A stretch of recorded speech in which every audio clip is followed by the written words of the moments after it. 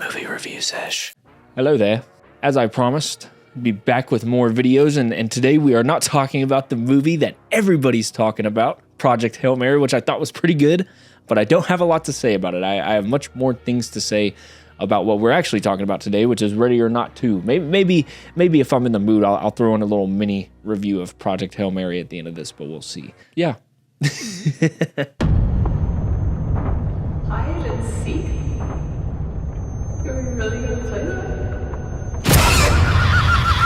So Ready or Not 2, 6 years later, we're getting a sequel to Ready or Not, which was a refreshing little horror comedy flick that came out pre-pandemic, pre-COVID movie. This is a 7-year gap between movies, and Samara Weaving has not aged a motherfucking day. So basically this one picks up right after the first one. It picks up from where the first one ends, and after surviving deadly game of hide and seek, Grace and now her sister, which we'll get to, now outrun the 4 rival families competing for the power throne that the last family in the last movie had. And basically winner takes all. And the only difference here is that, like I said, Samara Weaving has her sister in it.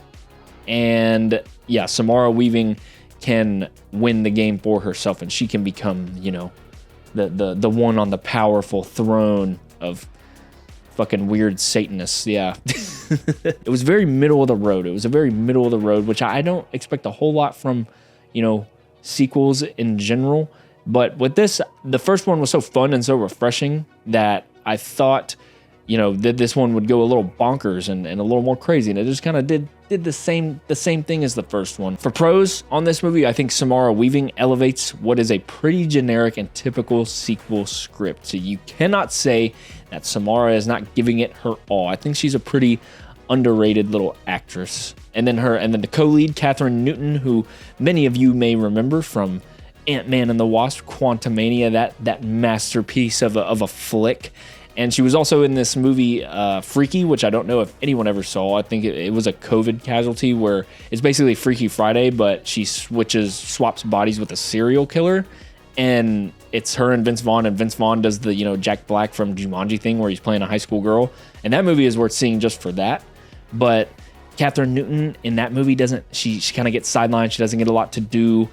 Nobody cares about Ant-Man 3. And then this, I also thought, you know, they're not giving her much to do. I think that she can be good if, you know, she didn't pick scripts that kind of nerfed her. You know what I mean?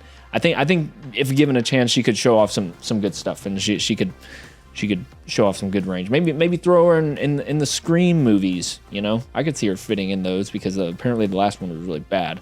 I didn't see it, but yeah, I think Catherine Newton's good. Give her some more to do. And then Elijah Wood, also real good in this movie.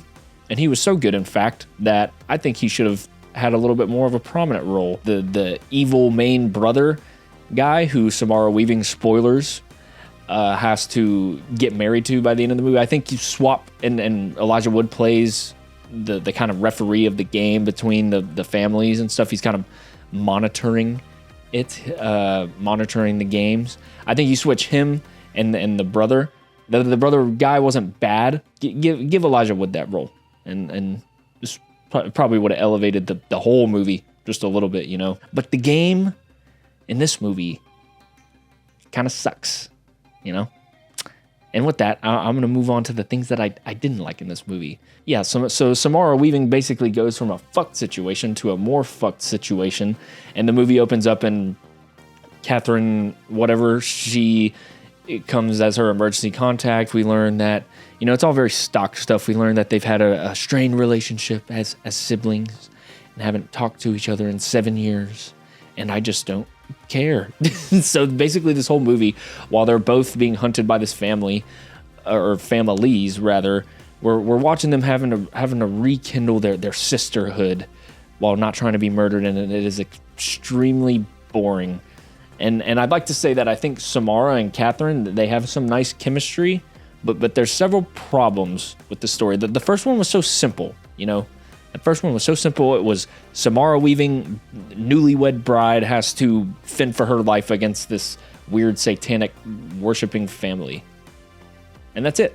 And that's enough to drive the story. Here, there's more emotional shit that I think just tonally you don't need in a movie like this. It's supposed to be kind of like fun horror schlock, dark comedy, and it's just I don't want to take these characters too seriously. You know what I mean? I thought Send Help had that problem too, where I'm a Raimi fanboy, but they humanize those characters so much in that movie that the over the top violence kind of feels at odds with the tone of the more serious character driven stuff. And I don't know, I'm not looking for character driven. You can give your character an arc and it can be simple and effective in these type of movies, but I just don't, I don't need it in these movies. I just look at these as like, I just want to be entertained by some fun horror comedy and move on about my day. For one, watching these two rekindle their relationship is just not interesting, man. It's honestly a little grating. And even if this stuff was like written and paced out a little better, I think it makes for a pretty boring story. I never watched the first movie and was like, oh wow, I wonder what this would be like if she was with one of her family members and they needed to rekindle this relationship. Like, no. And then the way the sister stuff is going to pan out is very predictable. And that would be fine if the movie around them was a little more fun, but it's just not. And it lacks the darkly comedic and surprising energy of the first movie, which is, nothing new to sequels. But again, the first one was so unhinged that I kind of expected this one to just go fucking nuts. It repeats the same beats from the first movie. And speaking of repetitive beats, let's go back to the sister dynamic a little bit. There are like 3 or 4 scenes where Samara Weaving and Catherine whatever barely escape with their lives, and then they just sit down and they have the same exact conversation in a row about how Samara Weaving left Catherine whatever, and it throws the pacing of an already less fun movie way off. The movie is like an hour and 40 minutes, and it feels like 2.5 hours. I felt like I was in that theater forever, dude. It felt like the movie was supposed to be wrapping up like several times, and it just kept going. And every time they had one of these conversations, I could not find any reason as to why at least 2 of those conversations were not cut. Because we just keep getting the same information about how these characters feel about one another. And it's kind of insulting. Like, can you give me some credit, movie? I know what's going on. It's not that deep or complex. And the families hunting them also lack the kind of funny, fucked up family vibe of the last movie. Like, Henry Czerny is fucking hilarious in that movie. And most of the comedy in this just did not do it for me. I would get a mild chuckle here and there, but overall it was just whatever. The end did kind of get me re-engaged a little bit. I perked up a little bit, but by that time I felt like I'd been in the theater for 2.5 hours and I was ready to go home. One other thing too, I think before I wrap this review up that nobody's gonna care about.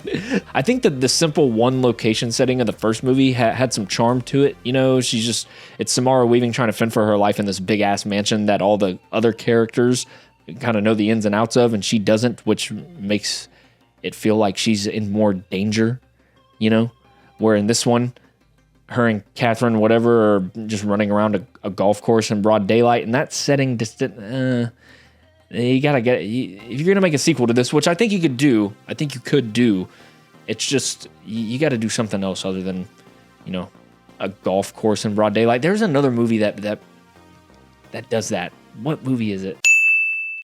But yeah, setting was an issue in this one. I didn't really like the setting, and the repetitive beats just made it feel like a slog. And it's not even a bad movie. It's pretty well made. There's a lot of slick camera work and things of that nature, but just didn't really tickle my fancy, I'd compare these to like Deadpool 1 and 2, where the first one was such a breath of fresh air for the genre. In Deadpool's case, the comic book genre, and in Ready or Not's case, the horror genre. They both felt so refreshing for their respective genres. And I wanted the second one to just go bananas, and they just do the same thing again. Like a good example would be like Happy Death Day. The sequel to that goes pretty nuts and just leans into full like comedy. And that's the thing too, is that the first one of the first Ready or Not had like that surprise element to it, and it had that crazy ending that is earned where, you know, characters start exploding. And in this one, you just see characters explode, and it's not surprising. You're just like, oh yeah, that's what happens. I don't know. I think they could have found a way to surprise the audience a little bit more, shake it up, get a little more crazy. So not a bad movie by any means, but you know, not great. It's middle of the road. You watch it on an airplane, I'm sure you'll have a good time with it. It's middle of the road, and that's why Ready or Not 2: Here I Come is gonna get a 5 out of 10.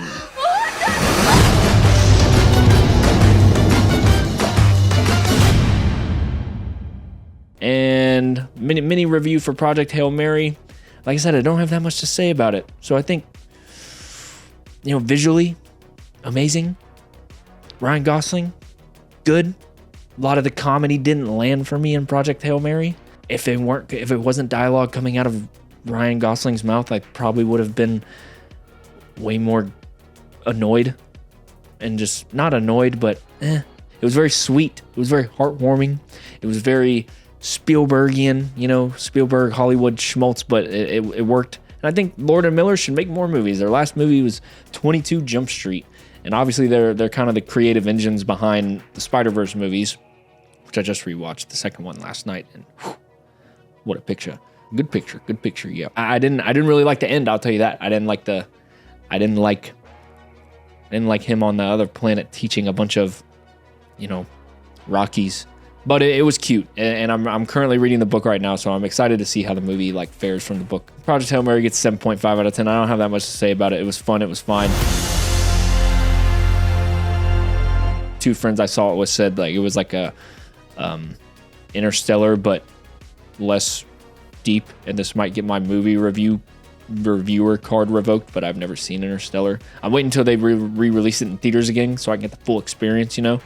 But Project Hail Mary, it was good. It was fine. It was okay. I wasn't like absolutely blown away. It did make me emotional. It was pulling at my heartstrings a little bit, and I appreciate it for that. Not too often that you know, kind of big blockbuster-ish movie does that for me. But yeah, 7.5 out of 10 for Project Hail Mary. More videos coming soon. Goodbye.